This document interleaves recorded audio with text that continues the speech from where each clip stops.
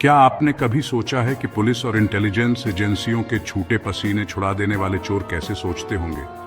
आज मैं आपको ले चलता हूं भारत के उन 7 सबसे चतुर चोरों की कहानियों में, जो न सिर्फ अपने दिमाग के लिए मशहूर हुए, बल्कि उन्होंने पूरे देश के कानून व्यवस्था को चुनौती दी, बिना एक भी गोली चलाए। यह कोई फिल्मी कहानी नहीं है, यह सच है। ऐसा सच जो भारत के इतिहास के सबसे बड़े दिमाग के चोरों को उजागर करता है। उनके तरीके, उनकी सोच और उनके कारनामे, ये सब जानेंगे हम इस सीरीज में। तो तैयार हैं आप इस अंधेरे सफर पर चलने के लिए? पहला नाम सुनते ही आप सोचेंगे, यह कैसा नाम हुआ? नटवरलाल। नाम अजीब है, लेकिन कारनामे उससे भी अजीब। बिहार के सिवान से निकला यह आदमी मिथिलेश कुमार श्रीवास्तव, जिसे दुनिया नटवरलाल के नाम से जानती है। नटवरलाल कोई मामूली चोर नहीं था। उसने ताजमहल, लाल किला, राष्ट्रपति भवन तक बेच दिए। हाँ, आपने सही सुना, बेच दिए। एक बार उसने अपने आप को टाटा का मैनेजर बताया और एक मारवाड़ी बिजनेसमैन से लाखों रुपए ले लिए। कहते हैं उसके नकली सिग्नेचर इतने परफेक्ट थे कि वह किसी भी बैंक से पैसे निकाल लेता। 1950 का जमाना, जब लोग बैंक के नाम से डरते थे, तब नटवरलाल ने ब्रिटिश बैंक ऑफ इंडिया से 10 लाख रुपए के फेक डॉक्यूमेंट्स पर लोन ले लिया था। सोच सकते हैं आप? पुलिस ने उसे कई बार पकड़ा, लेकिन हर बार वह जेल से चालाक तरीके से निकल जाता। एक बार तो वह पुलिस यूनिफॉर्म पहनकर ही जेल के गेट से निकल गया, ऐसा आदमी जैसे हवा में घुल गया हो। आखिरी बार वह 1996 में दिल्ली से फरार हुआ। उसके बाद उसका पता नहीं चला। कुछ कहते हैं कि वह मर गया, कुछ कहते हैं कि वह छुपा हुआ है। सच क्या है, वह तो नटवरलाल ही जाने। दूसरा नाम, वीरप्पन। यह नाम सुनते ही जंगल की तस्वीर आंखों के सामने आ जाती है। 30 साल तक तमिलनाडु, कर्नाटक और केरल के जंगलों में अपना राज करने वाला यह आदमी एक अलग ही किस्म का सत्तार था। चंदन और हाथी के दांत की तस्करी उसका असली काम था।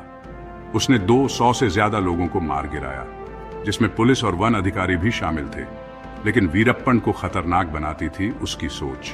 वीरप्पन कभी मोबाइल फोन का उपयोग नहीं करता था, सिर्फ हस्तलिखित नोट्स और विश्वसनीय संदेशवाहकों का उपयोग करता था।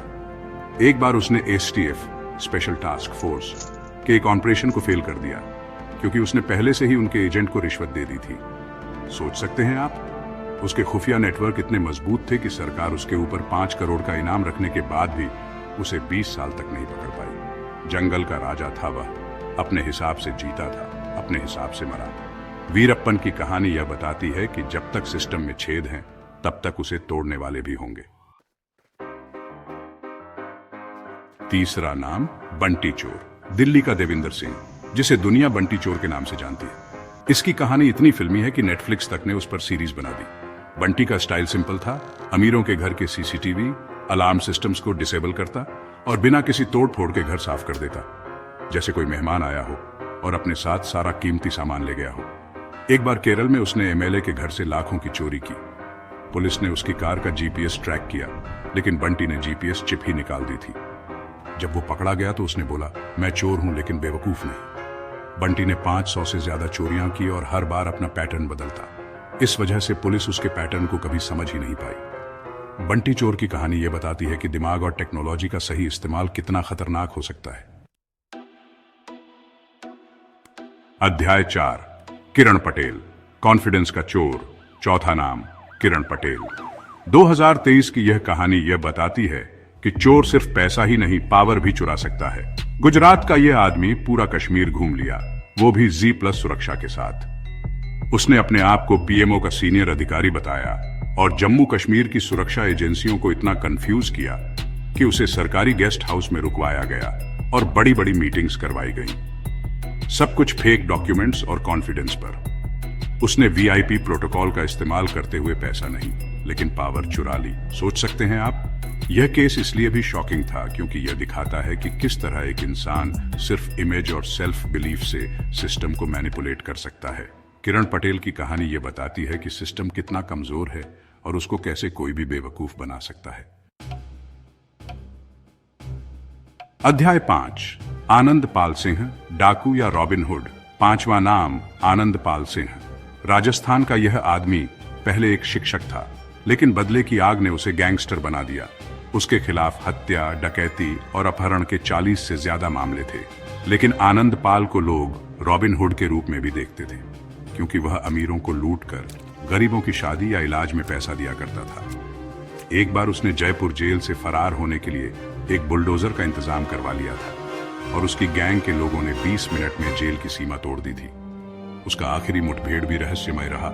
लोग आज भी मानते हैं कि उसे फर्जी मुठभेड़ में मारा गया। आनंद पाल सिंह की कहानी यह बताती है कि जब सिस्टम अपना काम नहीं करता तो लोग अपना न्याय खुद ढूंढते हैं।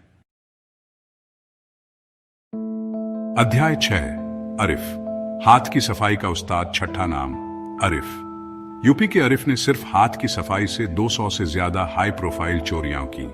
उसका तरीका इतना शानदार था कि वह सीसीटीवी में भी मास्क के साथ नहीं आता था, क्योंकि वह कभी भी चेहरा नहीं दिखाता था, जैसे वह वहीं का हो और उसे कोई देख ही न रहा हो।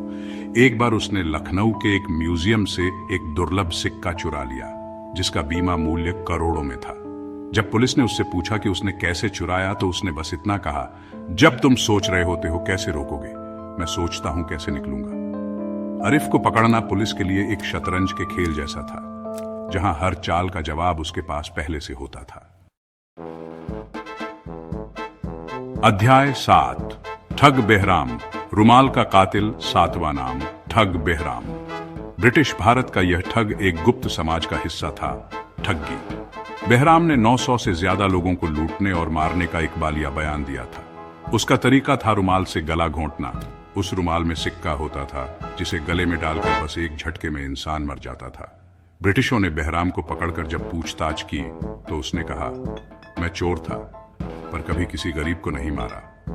यह मामला इतना प्रभावशाली था कि ब्रिटिश ईस्ट इंडिया कंपनी ने ठगी को खत्म करने के लिए एक विशेष टास्क फोर्स बनाई थी। ठग बेहराम की कहानी यह बताती है कि प्रणाली कितनी भी मजबूत हो, उसमें छेद हमेशा रहेंगे। सच क्या है दोस्तों? यह थी कहानी भारत के 7 सबसे चतुर चोरों की। हर कहानी में एक राज था, एक सवाल था, क्या ये लोग सिर्फ चोर थे या सिस्टम की कमजोरी का फायदा उठाने वाले चालाक आदमी? अगर आपको यह वीडियो इंटरेस्टिंग लगी तो लाइक करें, शेयर करें और कमेंट करके बताएं कि आपको सबसे इंटेलिजेंट कौन लगा। और हाँ, अगली बार अगर कोई आदमी आपके घर आकर बोले कि वह पीएमओ से है, तो एक बार जरूर चेक कर लेना, क्या पता वह अगला किरण पटेल ही निकले।